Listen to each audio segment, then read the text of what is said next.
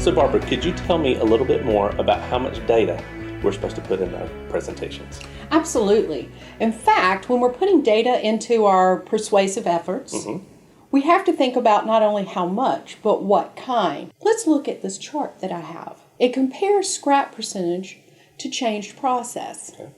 We have only that data to look at. It's not overwhelming us with a lot of data. We have 2 years of data based on the scrap, and then a projected year based on a changed process. If I was to start throwing a bunch of other data into this, it could get rather confusing. So one thing is when you present your data, you can present it in a chart, but make sure that it's simple, that it's easy for people to understand.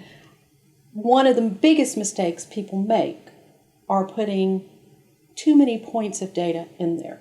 So that's one of the things we want to consider. But also you asked, how much data? What kind of data? Choose the data that has the most impact. Think about who your audience is. And then when you present it, you want to think about how you're going to communicate it. So when I'm communicating my data, I have to consider what I'm presenting.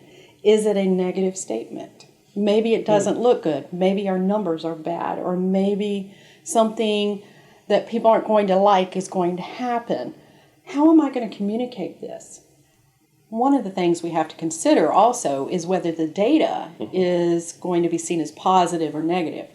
Of course, knowing our audience makes that possible to know what they're going to think when they hear about the data. If it's negative, you can still present it in a way that is not as hard for them to swallow. For example, we had a chart up there a moment ago. Maybe somebody looks at it and they ask a question that seems kind of obvious to you based on the data. Rather than saying, you don't understand the chart, you might say, let me explain. So when you're presenting your data, you want to make sure that you present it in a positive way because it is supposed to support your persuasive argument or communication. Now, when we are communicating, we also want to listen. So when we're presenting data, we need to listen to what other people are saying so that we can answer questions. You asked how much. Typically, you want to stick to 3 main points. And data does not have to be numbers. A lot of times we hear the word data, we think charts and Excel spreadsheets, and it's not just that. Data might be what year a company went into business. It might be what services they offer. It might be the name of the executive officer. That's data also. It's just facts. So we use facts as part of our persuasive argument. Let's talk about the car again. Remember we looked at the car when we were talking about the points of persuasion.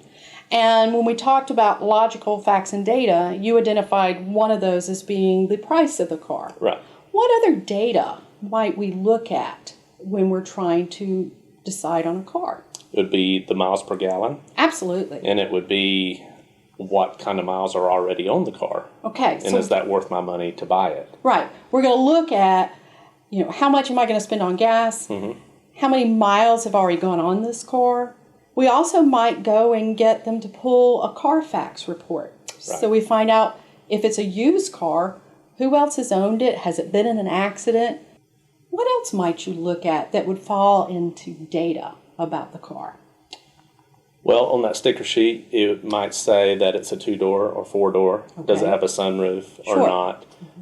Does it have is it part of a sports package? Or is it maxed out? Does it have power windows, power doors?